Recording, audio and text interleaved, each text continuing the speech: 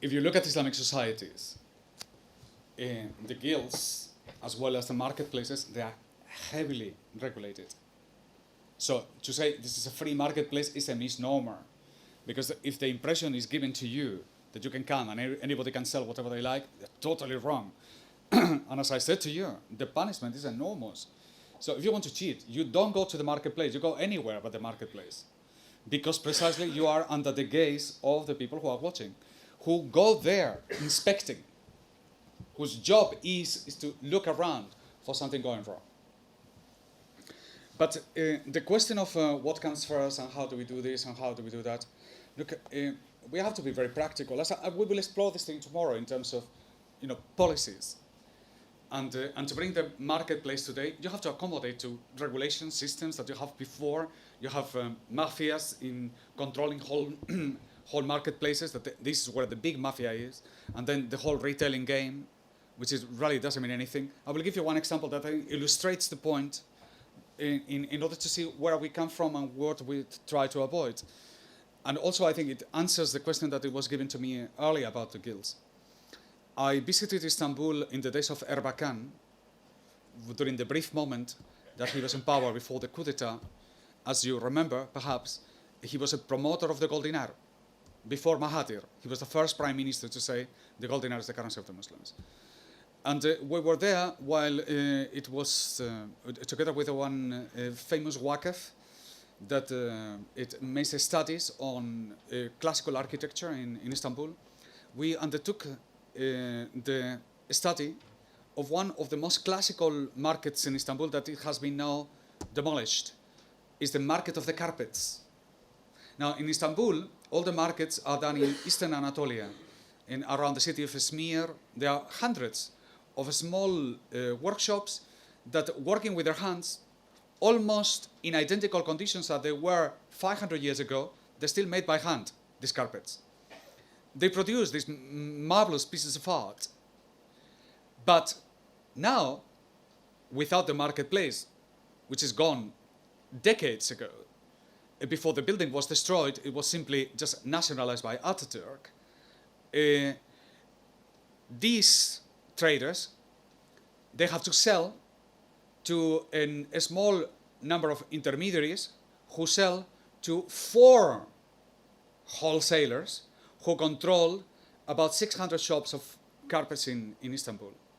From the 100 paid to the person who actually makes the carpet, to the price that the Europeans, when they go and visit Istanbul, pay for the carpet, in thousands, the difference is astroflash.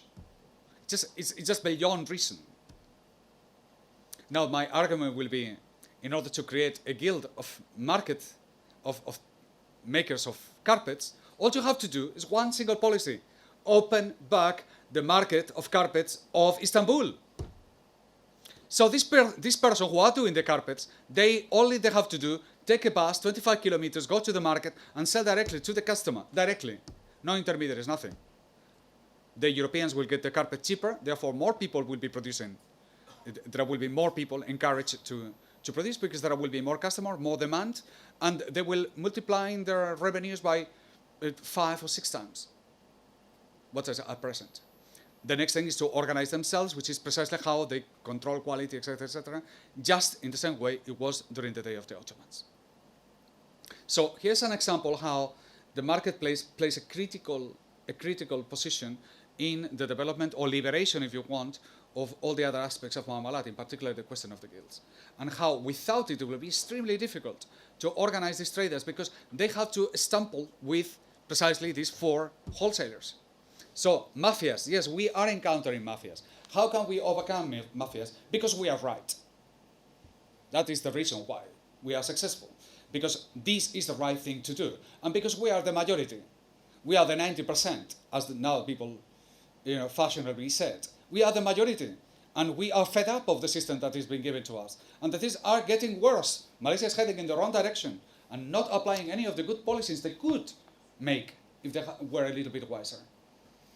Now, we will have to deal with things like what we were dealing the other day, is that malls that they don't operate with 10% occupancy, completely empty.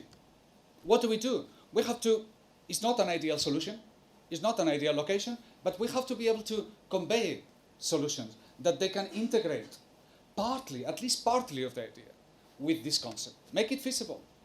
And there is a number of reasons, certain logics that you can apply in order to make that thing work again. It is that way that we are going to be able to come off the ground. The day will come, I believe, where we will be able to raise enough awareness to go directly to the government and say, give me the land, we will build the thing, we will create the revenue, we will pay for it, but give me the land. For the key thing is location for a marketplace. The scale we were discussing those days before on how to do it. There are, on the other hand, other developments that they are already half dead. These white elephants, like, for example, the most significant one, Port Klang. All that, thousands of covered space, and they don't know what to do with it.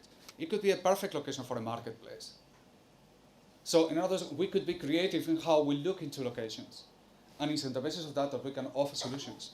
There is people in the government, enough people in the government, not all of them, but there are enough people in the government who will be sympathetic to what we are doing. And there is enough people in the commercial side that they will also respond to something like this. So it's a question of adapting. I think we have to understand where we're going, because if we don't, just every direction is just as good as the other. We have to know where we are going, and then try to, the key, in my understanding, is how to define the transition. The key is that, how do we define from where we are to where we need to go? And if we succeed on that, we will win. If we fail on that, we will fail.